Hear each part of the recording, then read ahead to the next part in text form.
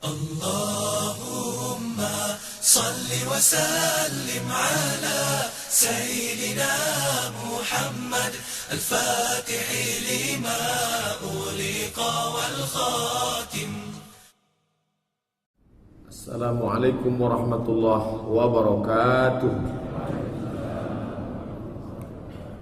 Alhamdulillah wassalatu wassalamu ala Rasulillah sayyidina wa maulana Muhammad ibni Abdullah wa ala alihi wa sahbihi wa man da'a bi da'watihi wastanna bi sunnatihi ila yaumi liqa'i rabbih wa ba'd. Bapak-bapak, ibu-ibu, hadirin hadirat, alim ulama, cerdik pandai, tokoh masyarakat, adik-adik, mahasiswa, mahasiswi, anak-anakku sekalian, insyaallah kita semua hamba-hamba dimuliakan Allah Subhanahu wa taala. Amin ya rabbal alamin. Ada seorang laki-laki bernama Amr ibn al-As. Untuk membedakan Umar dengan Amr, di ujungnya ada waw. Kalau tak ada wawnya Umar, kalau ada waw Amr. Amr ibn al-As, jabatannya pada masa pemerintahan Umar ibn al-Khattab menjadi gubernur Mesir. Dialah yang membawa Islam ke negeri bernama Fustat. Fustat itu sekarang dikenal dengan nama kota Al-Qahirah. Orang Arab menyebutnya Al-Qahirah. Ahlan wa sahlan bil Qahirah. Orang Barat menyebutnya Kairo. Masjid paling tua di Afrika Utara sampai hari ini tegak berdiri menjadi saksi kedatangan Islam dengan membawa nama Amr bin As. Itulah disebut dengan Masjid Amr bin As. Imamnya adalah Syekh Muhammad Jibril. Bacaannya kita nikmati melalui MP3 dan video di internet. Syekh Muhammad Jibril, Imam Masjid Amr bin As. Amr bin As punya seorang anak lelaki bernama Abdullah ibnu Amr ibn al-As. Ada Abdullah ibn Abbas, ada Abdullah ibn Umar, ada Abdullah ibn Zubair, ada Abdullah ibn Amr ibn al-As. 4 Abdullah yang masyhur dalam periwayatan hadis. Abdullah ibn Amr ibn al-As anak pejabat, anak panglima perang, tapi berbeda sifat dia dengan bapaknya. Dia orang yang zuhud. Sampai-sampai bapaknya Amr bin As mengadu kepada Nabi sallallahu alaihi wasallam, "Ya Rasulullah, ya, anakku ini sampai-sampai tak tidur malam dan tidak makan siang. Istrinya pun sudah mengeluh karena dia meninggalkan kewajibannya sebagai suami. Makan dia kasih, tapi dia terlalu sibuk mengingat Allah Subhanahu wa taala." Maka Nabi SAW dengan kebijaksanaannya memanggil Abdullah bin Amr bin As. Hai Abdullah, ya, alam ukhbar. Ini seorang ayah boleh mengadu kepada ustaz untuk menasihatkan anaknya, dan ustaz menyampaikan berita tanpa menyebut nama siapa yang membawa berita itu. Ada sampai berita kepadaku, kata Nabi. Katanya kamu sudah mulai tak tidur malam, tak makan siang, sampai istri pun mengeluh. Ya betul ya Rasulullah, karena cintaku kepada Allah Subhanahu wa taala. Adapun tidur ini hanya akan menjadi penghalang. Adapun makan ini tak dapat menolong. Adapun istri dan anak melalaikan aku daripada Allah. Maka apa kata Nabi sallallahu alaihi wasallam? Tidurlah di waktu malam. Tapi jangan lupa engkau juga ada punya hak kepada Allah Ta'ala terhadap dirimu. Engkau salat tahajud di waktu malam, tapi jangan sepanjang malam. Matamu punya hak, tidurlah. Berpuasalah engkau, wahai Abdullah, tapi jangan lupa badanmu juga punya hak. Kasih dia makan, kasih dia minum. Dan istri dan anak juga punya hak terhadap dirimu. Maka jangan kau sia-siakan mereka. Maka begitulah hebatnya Amr ibn al-As. Kenapa dia yang kita bahas subuh ini, Abdullah ibn Amr ibn al-As? Karena sahabat Nabi yang meriwayatkan hadis yang akan kita kaji subuh ini adalah Abdullah ibn Amr ibn al-As. Ketika sahabat yang lain menghafal hadis 5.374 hadis, yang ada diriwayatkan oleh Abdurrahman ibnu Sakhar ad-Dawsi, Abu Hurairah radhiyallahu anhu. Tapi Abu Hurairah mengaku, kalau dibandingkan sahabat-sahabat yang lain, akulah yang paling banyak meriwayatkan hadis, tapi ada yang lebih hebat daripada aku. Kata Abu Hurairah radhiyallahu anhu. Siapa dia? Abdullah ibnu Amr ibnu al-As. Kenapa? Karena aku sekedar menghafal, sedangkan dia yaktubu wa ana la aktub. Dia menulis dan aku tidak menulis. Abdullah bin Amr bin As selalu menulis. Yang disampaikan Nabi dia tulis, sabda ucapan Nabi dia catat. Sampai orang Quraisy mengejek dia, Abdullah, mengapa engkau catat semua ucapan Nabi itu? Nabi itu kan manusia biasa. Boleh jadi dia silap, dia salah. Boleh jadi dia sedang emosi, dia marah. Boleh jadi dia sedang sayang, dia suka. Kenapa engkau catat semua? Maka disampaikan kepada Nabi SAW, ya Rasulullah, ya, aku catat semua yang kau sampaikan. Tapi orang-orang Quraisy mengatakan, jangan kau catat semua, hai Abdullah. Boleh jadi yang diucapkan Nabi itu karena ikut emosi amarahnya. Boleh jadi dia sedang larut dalam perasaannya. Maka apa kata Nabi SAW? Uktub, tulis. Wallahi demi Allah, ma kharaja minhu illa haq. Tidak ada yang keluar dari sini. Nabi menunjuk lidahnya. Illa haq, yang keluar dari sini adalah haq. Karena Allah berfirman, wa ma yantiqu 'anil hawa. Dia tidak mengikuti hawa nafsunya, in huwa illa wahyun yuha, melainkan wahyu dari Allah Subhanahu wa taala. Maka Abdullah ibnu Amr ibnu al-As mencatat terus. Catatan-catatannya itu dikenal dengan istilah as-sahifah as-sadiqah. As-sahifah, lembaran-lembaran. As-sadiqah, yang benar, yang jujur. Jadi kalau ada orang mengatakan saya tidak percaya itu hadis riwayat Imam Al-Bukhari, karena Imam Al-Bukhari meninggal tahun 256, jarak dari dia dengan Nabi terbentang 2 abad setengah. Mana mungkin hadisnya? Jawaban yang pertama, bahwa di zaman Nabi hadis sudah ditulis. Itu yang berbeda dengan Nabi Isa alaihi salam. Paus, Matius, Markus, Lukas, Yohanes menulis itu setelah Nabi Isa menghilang. Sedangkan Nabi Muhammad SAW ketika beliau masih hidup, hadis sudah ditulis. Mana buktinya? Nih, periwayat hadis kita kaji subuh ini, Abdullah bin Amr bin al-As. Di mana benda itu sekarang? Ada di dalam kitab Musnad Ahmad ibn Hanbal. Terangkum di dalamnya semua.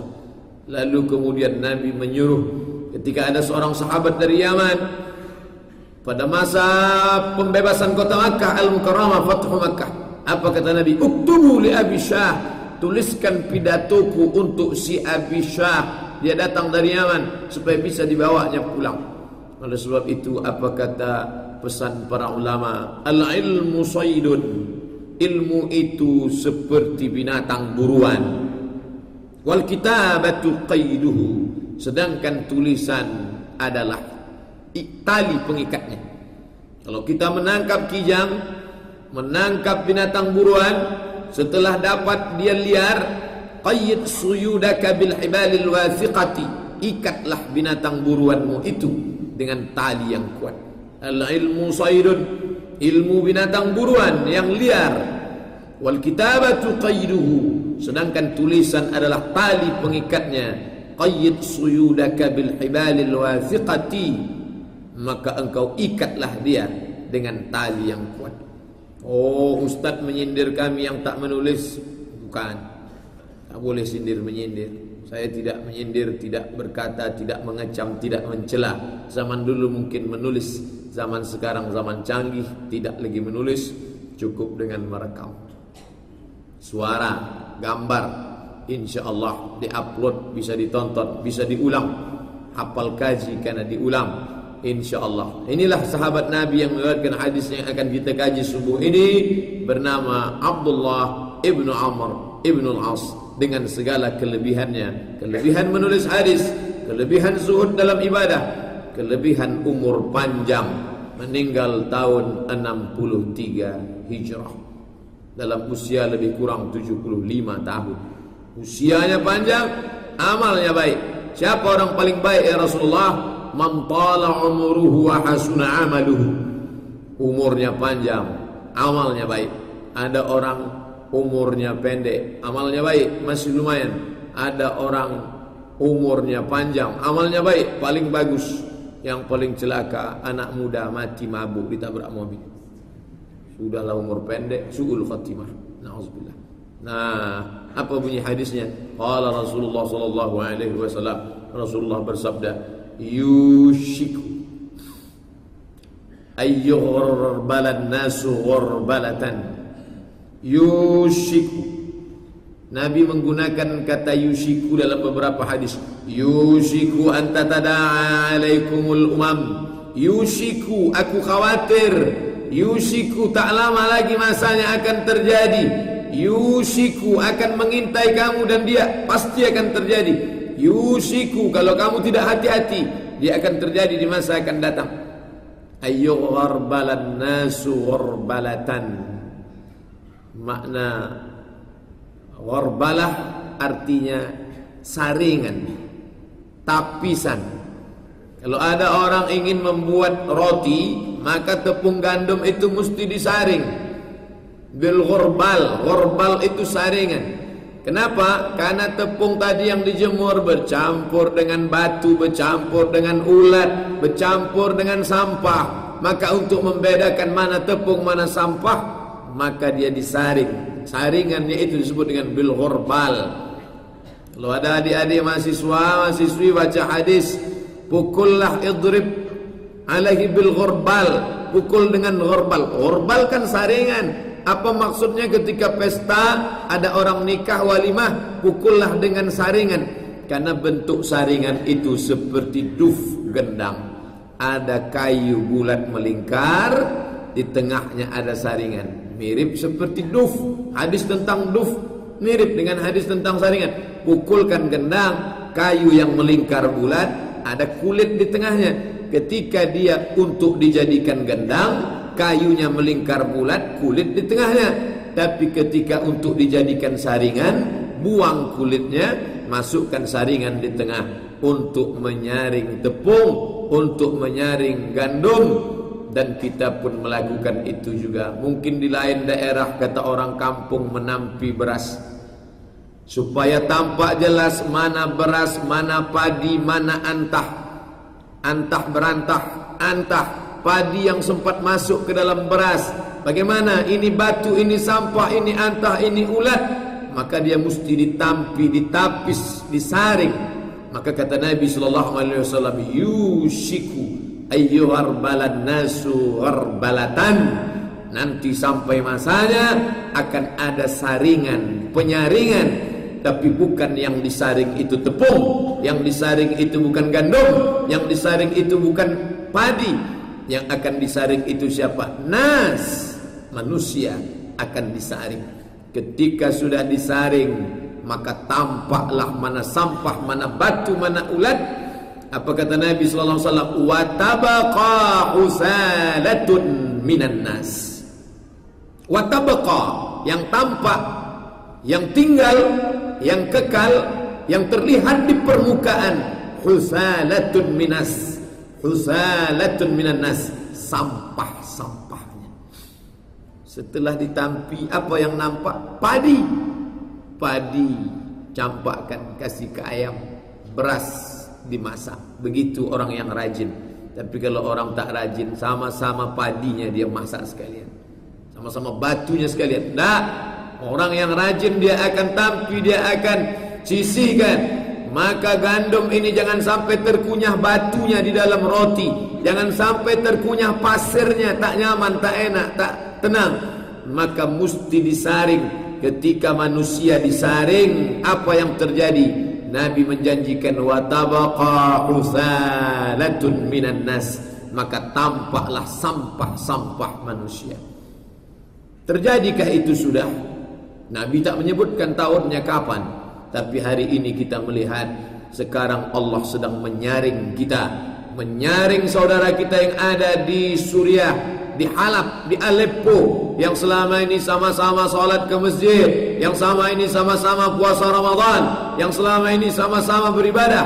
ketika muncul manusia terlaknat bernama Bashar al-Assad, di situ baru tampak mana yang sampah, mana yang beras, mana yang antah, mana yang beras murni, mana yang tepung, mana yang batu, mana yang ulat.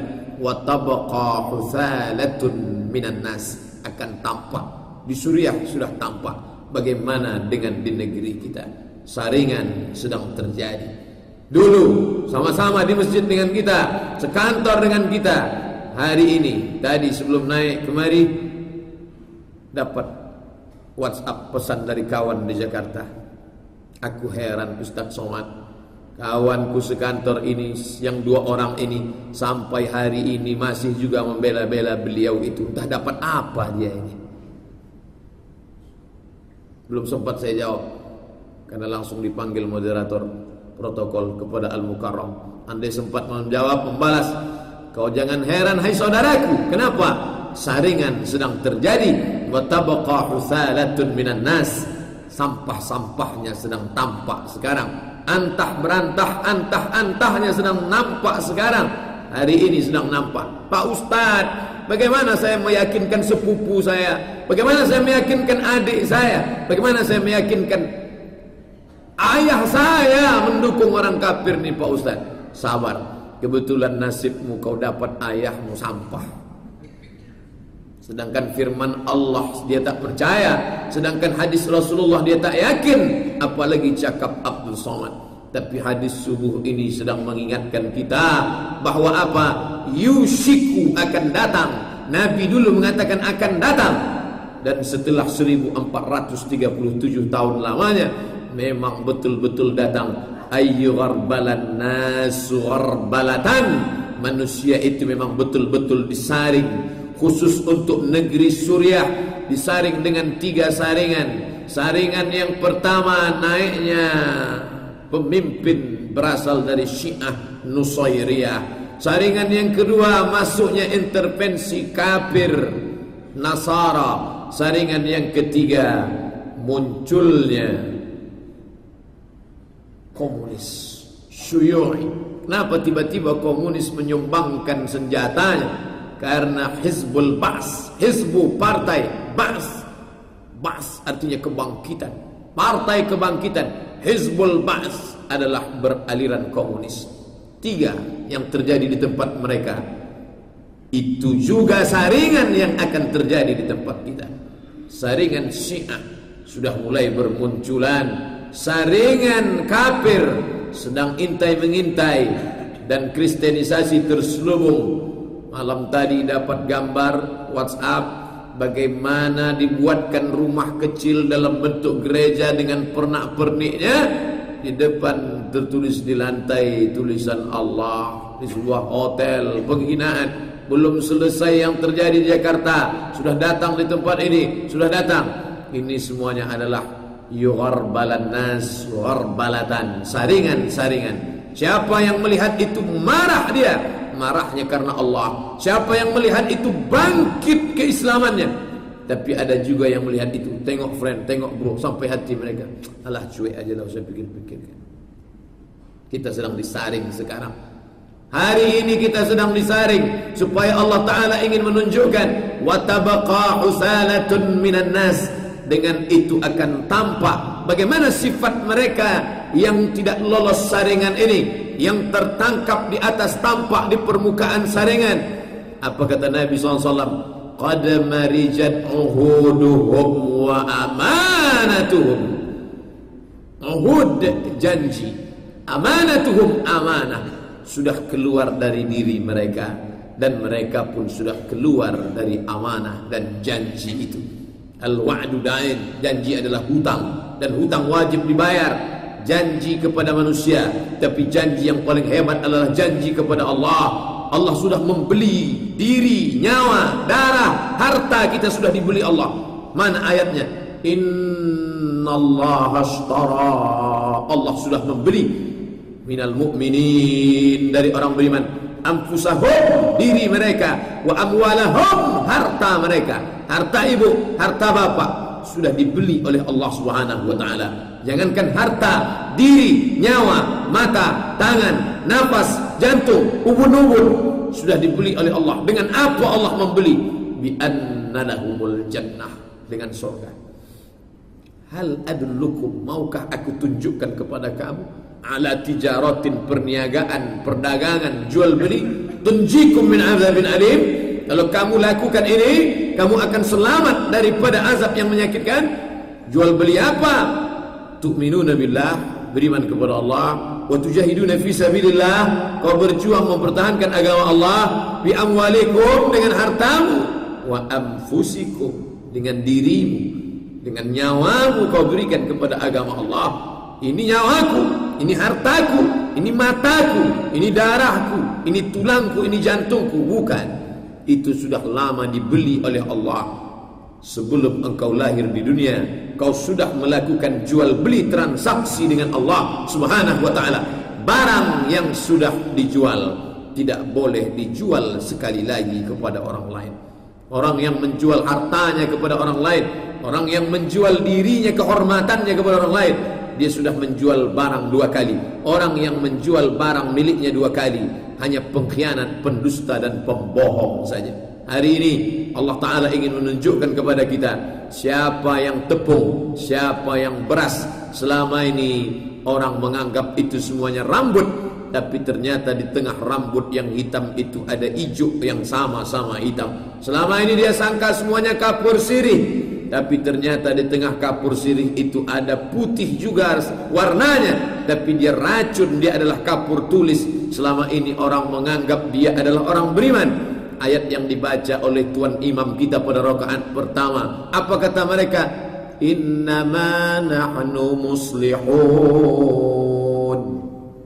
Innama, hanya, only, nahnu muslihun, kami orang-orang baik. Muslihun, kami orang saleh. Allah katakan, kalian bukan orang baik, tapi kalian mufsidun, perusak. Muslihun, mufsidun. Buat baikkah dia? Ternyata tidak, dia adalah perusak. Pada rakaat kedua, ayat pertama di rakaat kedua lebih jelas lagi tentang sifat mereka. Wa idza laqul ladzina amanu qalu amanna. Ketika berjumpa dengan orang beriman, apa kata mereka? Qalu, mereka berkata, amanna, kami beriman, kami jamaah masjid kalian. Tapi dalam masalah pilihan memang agak beda kita sedikit. Wa idza laqul ladzina amanu, kalau mereka berjumpa dengan orang beriman, qalu, mereka berkata, amanna, kami beriman, kami orang baik, kami sama dengan kalian. Wa idza khalau ila syayatinihim, tapi kalau mereka sudah bergabung dengan setan-setan mereka yang mengatakan mereka ini setan, bukan Abdus Samad, Allah Ta'ala dalam Quran, wa idza khalau ila syayatinihim, kalau mereka sudah berkumpul bersama dengan setan-setan mereka, apa kata mereka? Qalu, mereka berkata, inna ma'akum, kami bersama dengan kalian. Innama nahnu mustahzi'un, kami dengan jamaah itu hanya ngejek-ngejek saja, hanya memperolok-olok mereka saja. Waktu kami sedang bersama dengan mereka, iya, kita ikut Habib ini, kita ikut Ustadz ini, kita ikut Kiai ini. Tapi ketika mereka bersama dengan setan-setan mereka, innama nahnu ma'akum, innama nahnu mustahzi'un, inna ma'akum, kami bersama kalian, innama nahnu mustahzi'un, kami ikut pengajian itu hanya untuk ngejek-ngejek, olok-olok saja. Mereka ini letaknya di mana? Innal munafiqin, orang-orang munafik, fid darkil asfali, dalam keraknya neraka jahanam. Wal a'yadzu billah. Mohon perlindungan kepada Allah Subhanahu wa taala. Lalu apa kata Nabi sallallahu alaihi wasallam? Wa kanu hakadha. Mereka itu setelah disaring, tampak mereka ke permukaan, iman mereka sudah keluar, janji mereka kepada Allah sudah mereka khianati. Wa kanu hakadha, mereka seperti ini. Wa syabbaka baina asabi'ihi, Nabi menjalinkan jari jemarinya. Mereka itu nanti seperti ini. Wa kanu hakadha, mereka begini, kata Nabi. Batil kiri, hak dari dulu sampai sekarang hidup ini adalah as-sira' bainal haqqi wal batil, konflik antara hak dan batil. Bengkok lurus, hak batil, hitam putih, baik jahat. Dari sejak zaman Nabi Adam, ada Kabil, ada Habil, ada Musa, ada Namrus, ada Ibrahim, ada Namrus, ada Musa, ada Fir'aun, ada Muhammad sallallahu alaihi wasallam, ada Abu Jahal. Dulu jelas mana hitam, mana putih, mana kiri, mana kanan, mana hak, mana batil, mana bengkok, mana lurus. Tapi nanti di zaman fitnah itu apa kata Nabi? Kanu hakada, mereka seperti ini. Wasyabbaka baina asabi'ihi, Nabi menjalinkan jari jemarinya. Begini mereka nanti. Bagaimana begini? Orang yang tampaknya hak, ketika dia memperjuangkan hak, dia difitnah, dia dikatakan provokator, perusak, teroris, penjahat. Orang yang batil dengan pakaian orang soleh masuk ke tengah orang soleh, dia dikatakan orang baik. Orang kafir pakai peci, orang kafir pakai sorban, duduk dia dekat Ustaz Somad, lebih ustaz pula dia lagi dari Pak Somad. Orang Islam mengurus urusan orang kafir, orang kafir ngurus orang Islam. Tokoh yang tertukar. Begini nanti mereka di akhir zaman. Orang yang memperhatikan hadis Nabi, orang yang melihat kenyataan sekarang. Subhanallah, Maha Suci Allah. Apa yang dikatakan Nabi 14 abad yang lalu hari ini terwujud ya Allah. Yang dulu katanya baik masuk ke dalam orang jahat, yang dulu katanya jahat masuk ke kelompok orang baik. Betul, kita diajarkan di akhir sebelum salam minta Allahumma inni a'udzubika min azabi jahannam, jauhkan aku dari azab jahannam, wa min azabil qabri, jauhkan aku dari azab kubur, wa min fitnatil mahya wal mamat, jauhkan aku dari azab hidup dan mati, wa min syarri fitnatil masihid dajjal. Kenapa disebut al-masih dajjal? Karena ada al-masih yang asli, al-masih ibnu Maryam, tapi ada yang mirip dengan al-masih. Bentuknya serupa, rambutnya basah, menetes. Dia tunjuk ke atas langit, ya sama imtiri, hai langit turunkan hujan, turun hujan. Ya ardu umbuti, hai bumi tumbuhkan tanaman, tumbuh biji, bertunas, berbatang, berbuah. Dia tunjuk mayat, ya mayat qom, tegak mayat langsung hidup. Orang menyangka dia Isa, ternyata dia Al-Masih Ad-Dajjal. Baca 10 ayat di pangkal surat Al-Kahfi. Jangan lupa malam Jumat, man qara'a surat Al-Kahfi yaumal Jumu'ah, pagi Jumat, siang Jumat, sore Jumat, malam Jumat, adallahu lahu min nur, maka Allah akan terangi dia, the likeness, pencerahan, cahaya. Dengan cahaya itu bisa saya bedakan mana tiang, mana orang. Dengan cahaya bisa dibedakan mana laki-laki, mana perempuan. Dengan cahaya bisa dibedakan mana hak, mana batil. Allahumma ja'al fi qalbi nura, wa fi sam'i nura, wa fi basari nura, wa an yamini nura, wa an yasari nura, wa min amami nura, wa min khalfi nura, wa min fawqi nura, wa min tahti nura, waj'al li nura. Dalam riwayat lain, waj'alni nura, beri aku cahaya. Nuruhum yas'a baina aydihim, cahaya di depan mereka, wa min khalfihim, di belakang mereka. Man lam yaj'alillahu lahu nuran fama lahu min nur. Siapa yang tak diberikan Allah cahaya, maka sampai mati dia tak akan mendapatkan cahaya pencerahan sehingga dapat membedakan antara hak dengan batil. Zaman itu sedang terjadi.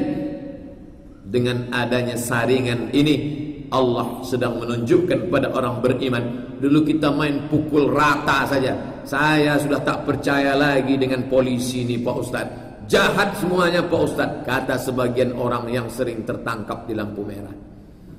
Tapi dengan kejadian penyaringan ini, langsung fakta nyata jamaah bicara ke saya. Ketika kami sedang jalan kaki dari Bogor ke Jakarta Pak Ustaz, tiba-tiba yang datang memberikan makanan, memberikan teh manis, memberikan buah. Siapa? Berseragam mereka Pak Ustaz. Hanya saja hari itu mereka pakai peci, datang ketulusan saudara-saudara kami. Dipeluknya kami di jalan Pak Ustaz. Selama ini kami sudah underestimate, sudah berburuk sangka, sudah positif, negatif thinking. Ternyata nampak hari ini mana yang hak, mana yang batil. Selama ini kami benci dengan tentara Pak Ustaz. Katanya membacking illegal logging Pak Ustaz. Katanya membacking tempat perjudian Pak Ustaz. Tapi ternyata dengan penyaringan ini, nampak mana yang tepung, mana yang sampah, nampak mana yang beras, mana yang antah, nampak mana yang ulat, mana orang-orang yang berjuang untuk umat. Jadi bagi orang yang memahami hadis ini dengan baik, mengapa mesti terjadi seperti ini? Mengapa ini terjadi? Orang beriman melihat hikmah di balik itu. Ini sebenarnya hanya cara Allah Ta'ala saja ingin menunjukkan, ini saudaramu, ini sahabatmu, ini Nahdlatul Ulama sudah disusupi liberal. Saya benci dengan NU ini Pak Ustaz, semuanya sudah liberal. Tapi ternyata kemarin Pak Ustaz, sekian juta orang yang berkumpul itu, ternyata yang banyak itu orang NU Pak Ustaz. Bukan omongan saya, sahabat-sahabat kita yang turun ke tengah lapang. Apa kata Kiai Haji Hashim Muzadi dalam sebuah komentarnya? Ini yang mengatur ini Allah Ta'ala. Yang datang ini bukan manusia. Padang Arafah, Mina, berapa juta orang? Hanya 4,7 juta orang.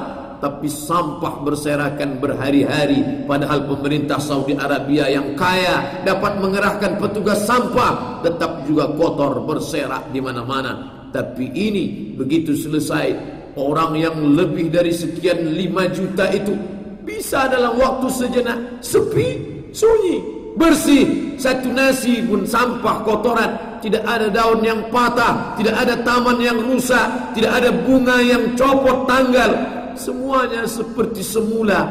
Ini hanya malaikat saja.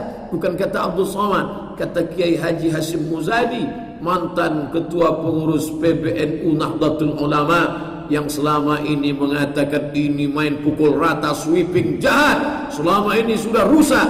Hari ini Allah sedang menunjukkan kepada kita, di tengah orang yang kau katakan buruk, ada yang baik. Tapi di tengah orang yang selama ini kau puji, katanya baik semua, katanya hebat semua, mengaku Ahlussunnah wal Jamaah, tapi ternyata pembusukan yang luar biasa. Hari ini Allah Subhanahu wa taala yugharbalun nas gharbalatan. Allah sedang menyaring, menseleksi manusia. Tapi ini kita kaji bukan untuk mengukur orang lain. Saya tak ingin selesai pengajian ini lalu kita mengeluarkan statement, alhamdulillah Pak Ustaz, ternyata kawan saya itu bukan antah tapi memang beras Pak Ustaz. Bukan. Pikirkan diri kita baik-baik. Apakah saya termasuk sampah atau antah? Apakah saya ini termasuk beras atau kotoran sampah? Maka hari ini kita sedang memikir, hai Abdul Somad, kau itu sebetulnya apa? Setelah adanya penyaringan-penyaringan, ini baru saringan tahap 1. Setelah ini akan datang saringan yang lebih dahsyat, yang lebih kuat. Simbol-simbol komunis mulai bangkit naik. Dulu orang takut, OT, orang terlibat, 7 turunan tak bisa jadi PNS. Hari ini mereka berkumpul dengan bangga, kami anak PKI. Kami berhasil menjadi anggota legislatif di seluruh Indonesia, 200 orang. Kalian benci sama kami, silakan. Tapi APBD, APBN kalian, siapa yang buat? Kami yang buat. Kalian boleh benci dengan kami, tapi kami yang punya aturan, kami yang punya peranan. Kalian boleh jadi polisi, kalian boleh jadi tentara, tapi yang membuat perangkat hukumnya siapa? Kami. Dia akan datang lagi. Takutkah orang beriman? Alah, ketahuilah, inna awliya Allah, orang-orang yang menolong agama Allah, maka Allah menolong hati mereka. La khaufun alaihim wa la hum yahzanun. Ustaz hati-hati ceramah malam tadi, seorang bapak yang sudah mengalami masa-masa sulit itu. Ustaz mungkin belum lahir lagi pada zaman itu Pak Ustaz. Bagaimana mereka melemparkan botol di tengah ustaz yang sedang ceramah. Bagaimana mereka menculik ustaz malam-malam, hilang diam-diam, hilang tak nampak kemana.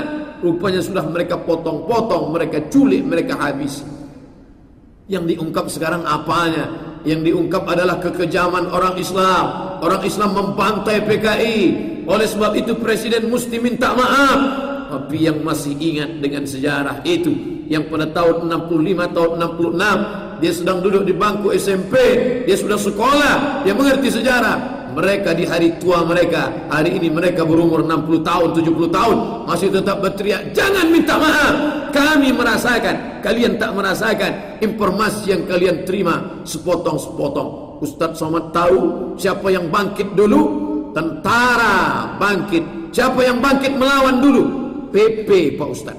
Apa PP itu, Pak? Pemuda Pancasila. Loh, setahu saya itu isinya preman, Pak. Oh Ustaz, ketika PKI dulu mengamuk, bangkit umat Islam, bangkit umat Islam. Itu awalnya adalah para pecinta NKRI, pecinta Pancasila, anak-anak muda yang bangkit, teriakan mereka Allahu Akbar.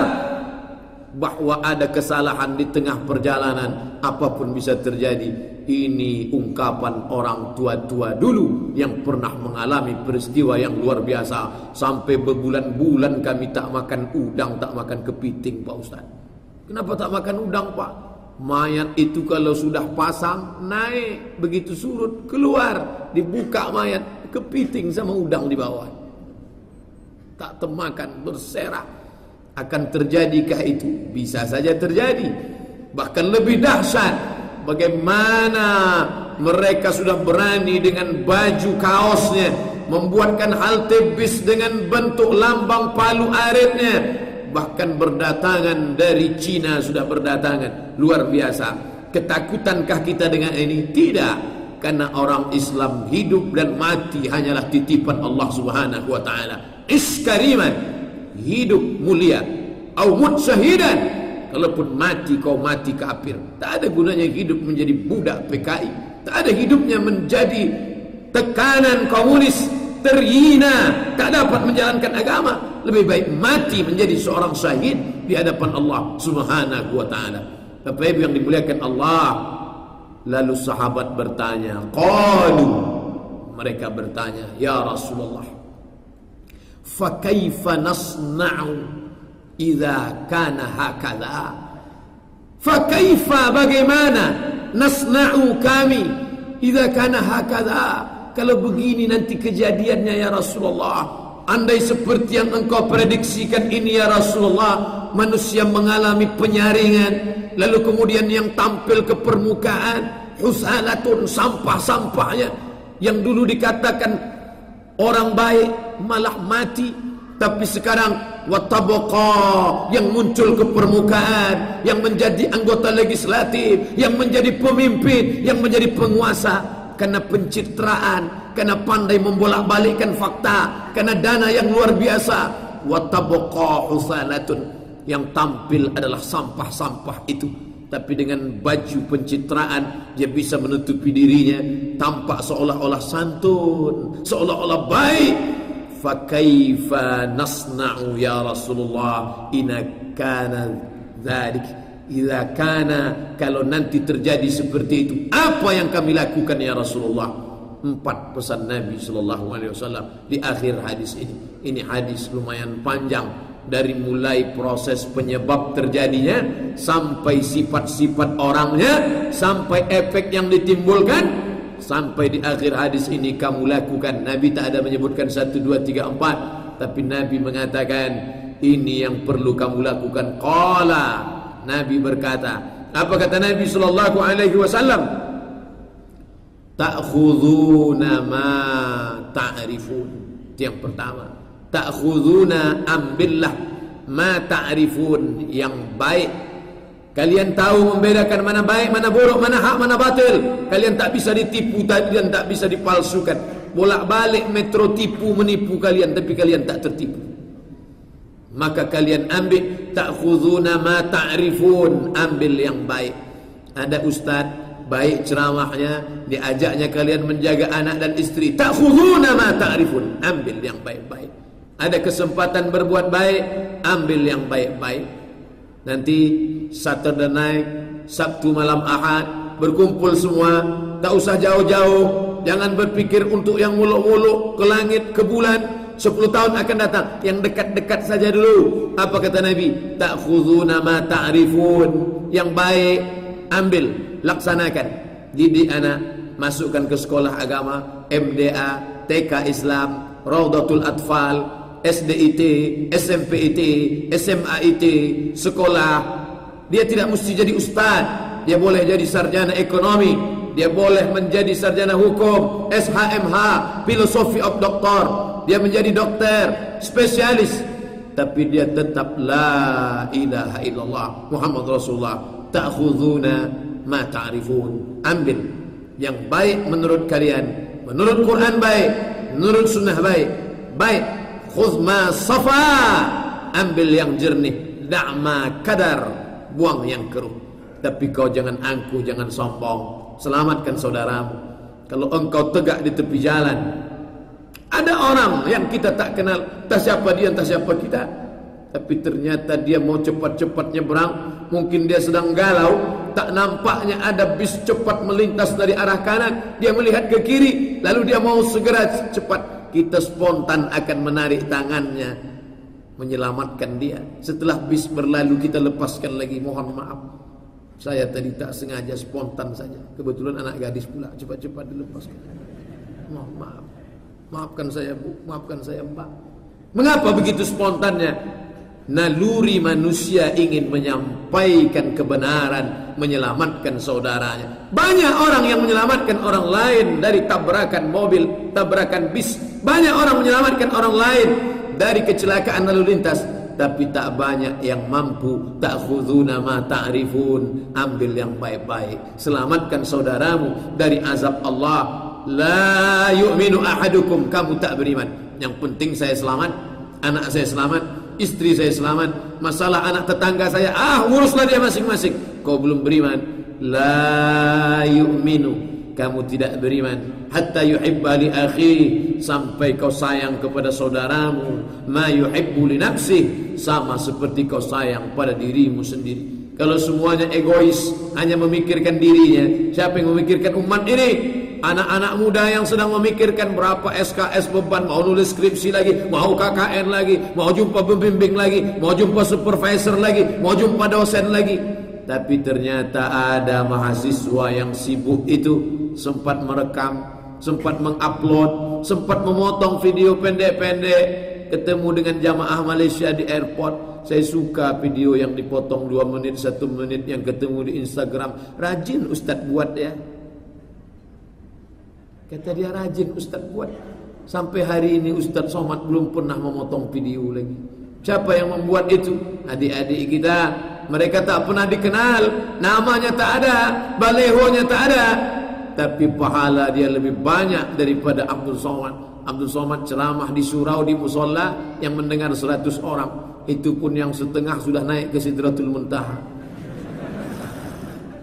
Tapi ternyata begitu dimasukkan ke internet, viewer 200.000 orang. Bayangkan, mengalir pahala kepada dia. Dia tak pernah dikenang sepanjang zaman, tapi catatan malaikat, ta'khuduna ma ta'rifun. Anakmu yang melakukan itu, motivasi dia, bangkitkan semangatnya. Nak, kau tak usahlah belajar komputer. Ilmu komputer tu masuk neraka. Samsung, Sony, Panasonic, orang kafir semua itu nak. Tidak, amal baik semuanya. Datang sekelompok anak-anak muda, Masya Allah. Anak-anak muda, iklannya lain. Kalau Ustaz Somad kan tak begini gambarnya. Hadiri kajian pecinta hijrah, muhasabah cinta akhir tahun, tabligh akbar ada, konser nasyid ada, iktikaf pula di malam tanggal 31 Desember, malam Sabtu pas malam Ahad. Orang mengatakan malam itu malam apa? Malam pergantian tahun. Sebetulnya bukan malam pergantian tahun, malam zina terbesar di dunia. Malam dosa, malam sakau, malam dugem, malam zina, malam maksiat.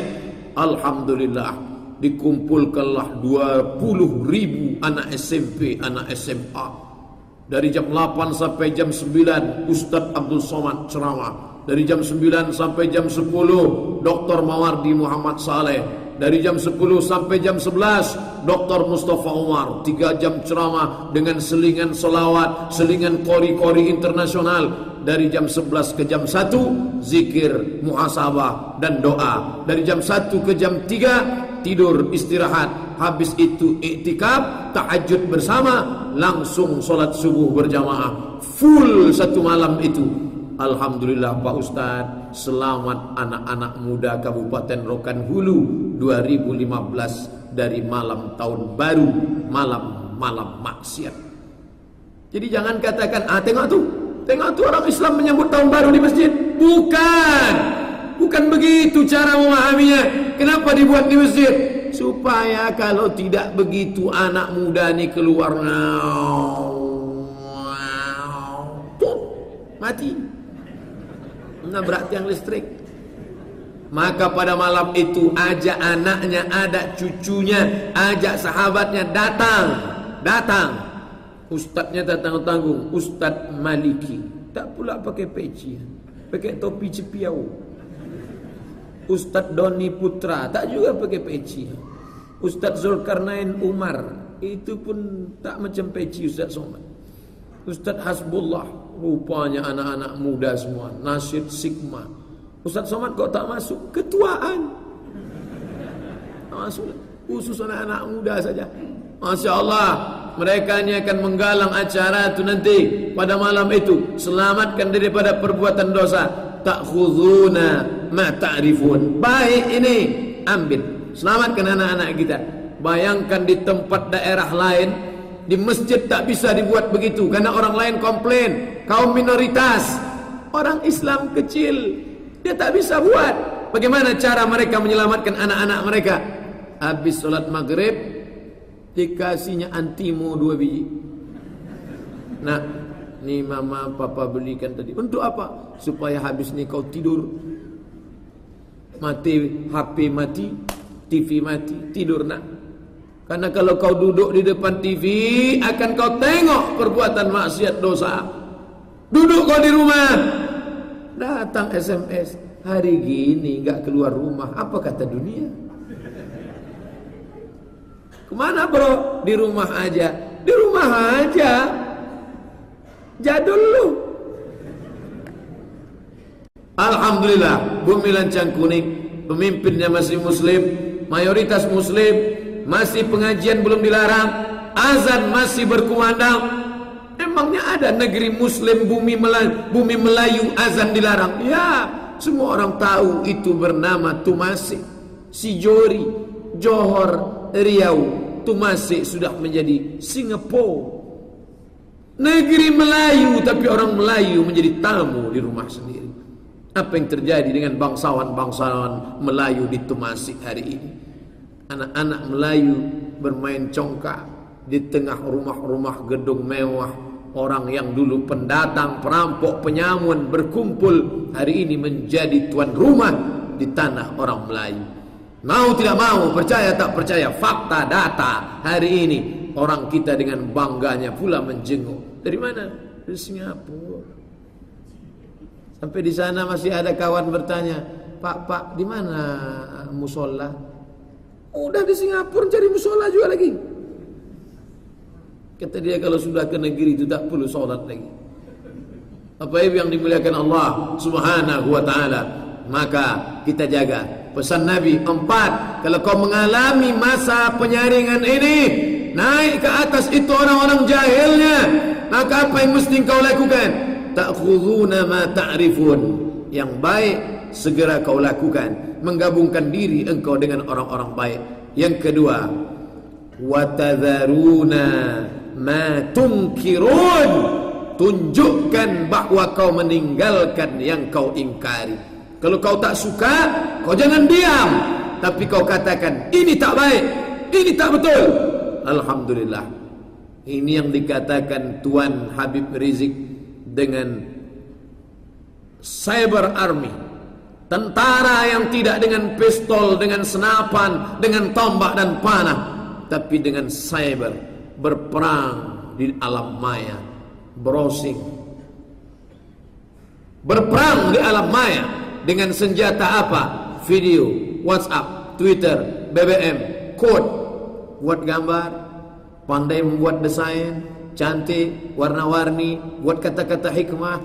Berapa banyak sumbangan anak-anak muda dibuatnya gambar juru bicara Al-Habib Umar bin Hafiz, Kiai Haji Fulan, Tuan Fulan, di-share, dibagi orang. Ini yang dikatakan Nabi, man sanna fil islami sunnatan hasanatan. Sangat pandai dia buat baik, dia tebarkan kebaikan itu.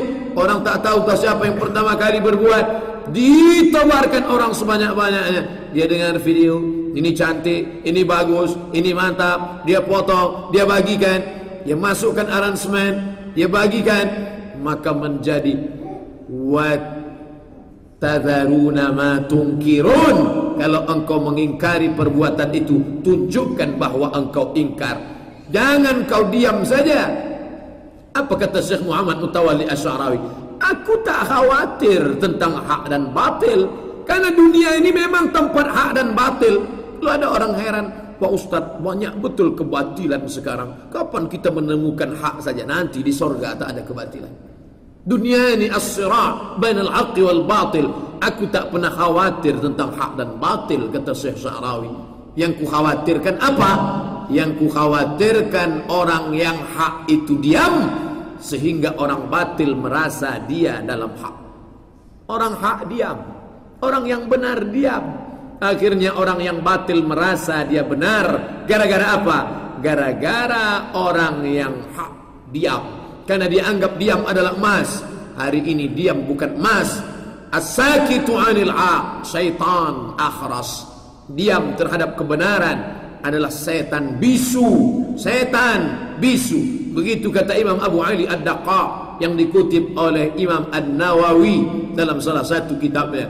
Bapak Ibu hadirin hadirat yang dimuliakan Allah Subhanahu wa taala. Lalu kemudian apa kata Nabi sallallahu alaihi wasallam? Wa tuqbilu, yang ketiga, nampakmu baik, ikuti, ambil secepatnya, jangan kau tunda-tunda. Ada orang baik, gabungkan dirimu. Yang ketiga, wa tuqbiluna ala khassatikum, engkau urus khassah, yang dekat-dekat dulu. Selamatkan anak, selamatkan istri, selamatkan tetangga, selamatkan sahabat, selamatkan jamaah. Khassatikum, privat, yang sifatnya pribadi, tapi bukan berarti menafikan yang lain. Ini sesuai dengan teori ilmu manajemen ijtimai, sosiologi, ilmu sosial. Masyarakat Pekanbaru itu kan terdiri dari kecamatan. Kecamatan dipecah menjadi kelurahan. Kelurahan itu terdiri dari RW. RW terdiri dari RT. RT terdiri dari rumah tangga. Rumah tangga terdiri dari person. Ada suami, ada istri, ada anak. Keluarga kecil, small family. Keluarga menjadi RT. RT menjadi RW. RW menjadi kelurahan. Lurah menjadi kecamatan. Camat menjadi wali kota. Maka kalau selamat yang kecil ini yang disebut Nabi sallallahu alaihi wasallam, wa tuqbiluna ala khassatikum, perbaiki dari yang kecil, diri kita sendiri. Salat berjamaah di masjid. Masjidnya Pak Ustadz, alhamdulillah ada. Tanahnya Pak Ustadz ada. Yang bangun masjidnya Pak Ustadz ada. Tolong Ustadz sampaikan ke jamaah nanti Pak Ustadz. Mungkin kalau tak disampaikan kebaikan ini, ada orang yang duitnya banyak, tapi dia tak tahu mau dicampakkannya kemana. Akhirnya dia mati dalam keadaan duit itu tak pernah dipakai untuk membangun masjid. Ditanya Allah Ta'ala, duitmu banyak, kenapa tak kau bangun masjid? Ustadz tak ngumumkan, kemana saya tahu? Bapak Insinyur Irianto MSc punya tanah 45 meter kali 37 meter. Jangan Jalan Pekanbaru Bangkinang kilometer 18. 800 meter. Tanahnya sudah ada siap. Ada orang yang mau membangun masjid nih Pak Ustadz sampai mati. Bahkan setelah dia mati, selama masih tegak, sekarang orang berlomba-lomba membeli tanah yang 1 meter 100.000. Dia bayar 1 juta. Dia bom untuk apa? Untuk mendirikan sebanyak-banyaknya di bumi lancang kuning. Tapi orang Islam yang sudah ada, kemana hartamu kau pakai? Umur kemana kau pakai? Badan kemana kau gunakan? Waktu kemana kau habiskan? Pertanyaannya satu. Tapi kalau untuk harta pertanyaannya 2. Kau dapat dari mana? Kau pakai kemana? Dapatnya dari dagang, halal. Dapatnya dari bisnis, halal. Dapatnya dari kebun sawit karet, halal. Tapi kau pakai kemana? Kau pakai untuk membesarkan anakmu, anakmu saja yang dapat. Kau pakai untuk memberanjakan orang tuaku pergi haji umrah, dia saja yang dapat. Beramal mesti smart, cerdas. Kau bangunkan di sana masjid rumah Allah. Selama orang solat berjamaah, selama orang tetap membawa anaknya maghrib mengaji, di dalam itu ada orang yang berzikir, muhasabah, iktikaf malam-malam Ramadan, kau sudah mati dimakan cacing tanah. Amal cerdas, berpikir cerdas. Umur yang pendek ini mesti dibantu dengan kecerdasan. Afala taqilun. Amal yang paling mantap adalah membangun masjid. Tapi bukan hanya sekedar membangun masjid, memakmurkannya, solat berjamaah. Dikatakan Nabi, wa tuqbiluna ala khassatikum, urus. Kemudian yang keempat, yang terakhir, apa kata Nabi sallallahu alaihi wasallam? Wa tad'una ammatakum, jangan kau ikut orang banyak. Hari ini orang menjadi standar kebenarannya. Apa itu benar? Kalau dilakukan orang banyak, benar. Asal dibuat orang banyak, benar. Allah sudah kecam. Apa kata Allah? Wa in tuti' aktsara man fil ard yudilluka an sabilillah. Kalau kau ikut kebanyakan orang, maka mereka hanya akan menyesatkanmu dari jalan Allah. Hari ini anak muda ikut orang banyak, sesat. Orang tuanya ikut cakap tradisi, kebiasaan orang banyak. Maka kita berpegang, ambil yang baik, tunjukkan kau tak suka kepada yang mungkar, yang tak baik.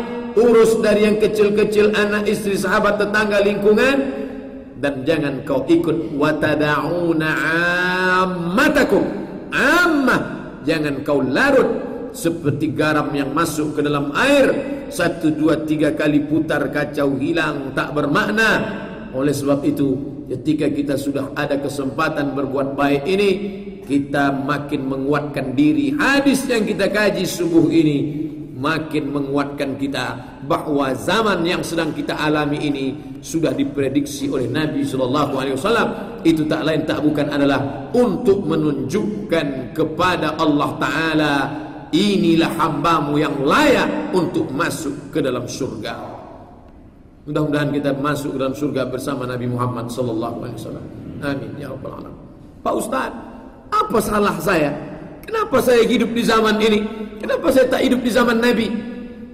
Menurut ilmu Allah, dibuatnya engkau hidup di zaman ini karena andai di zaman Nabi, tunggang langgang lintang pukang engkau menghadapi Abu Jahal, Abu Lahab, Abu Sufyan. Memangnya di zaman Nabi itu enak?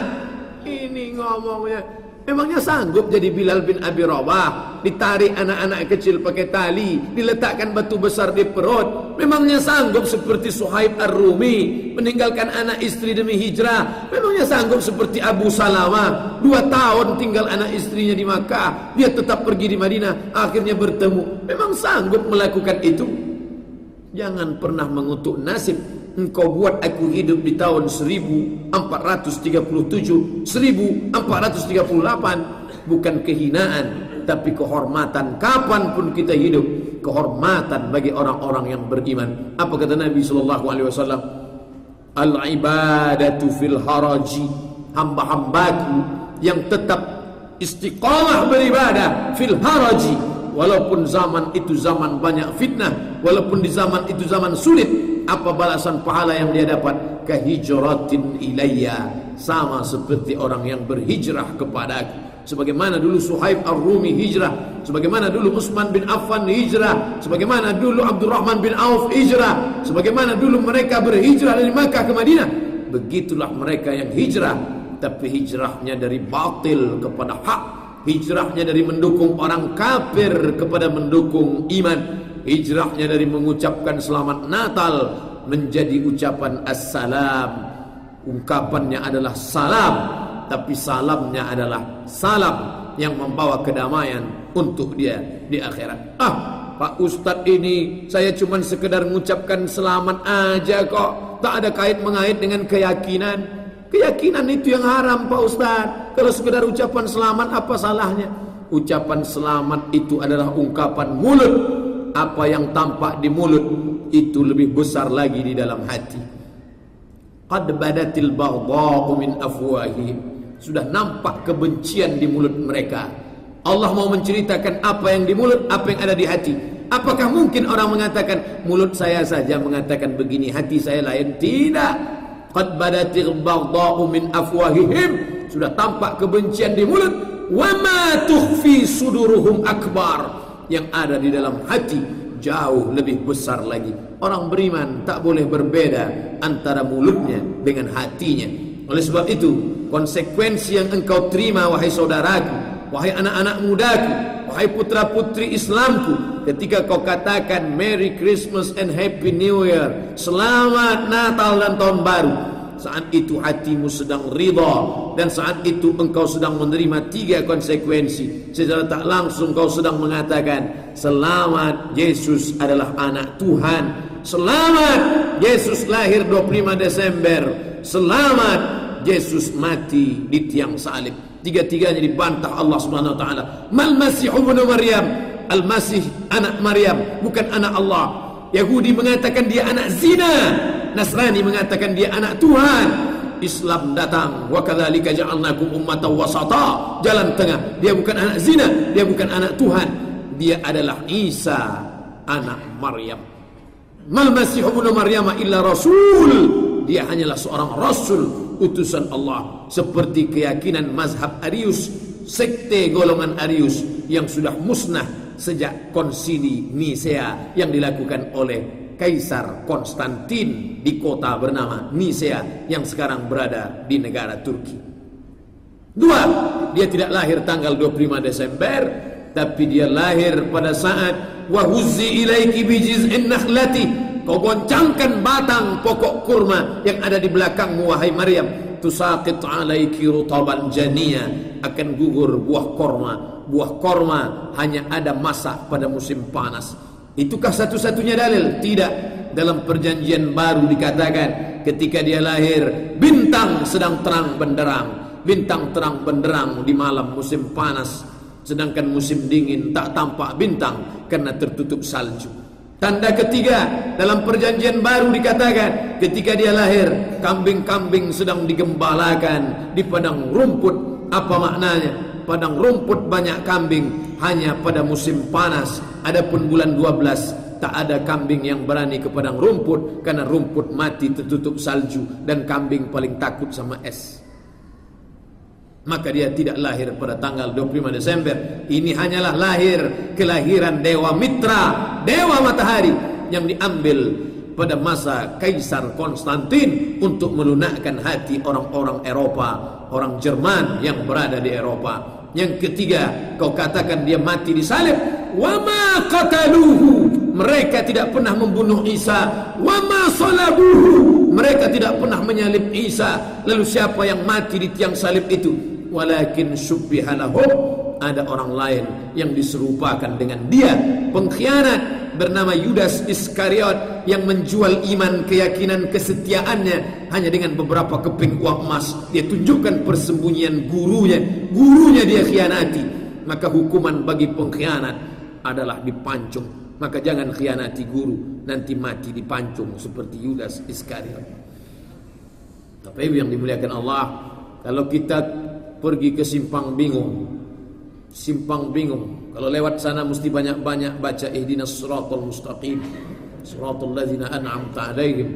Ada orang datang dari Jambi, salah belok masuk mutar. Datang dari Medan, salah belok. Ada orang salah jalan. Maka yang paling baik kita lakukan, kita katakan, bro, friend, ya akhi, setulurku, orang awak, engkau salah jalan. Berani katakan stop dia, engkau salah jalan. Andai tak berani mengatakan dia salah jalan, paling tidak mengatakan, ya Allah, kenapalah dia bisa salah jalan. Tapi yang paling celaka adalah kau ucapkan selamat untuk dia. Selamat salah jalan, selamat nyasar. Itulah kaji kita subuh ini. Mudah-mudahan ada manfaatnya. Terima kasih atas segala perhatian. Mohon maaf atas segala kesilapan.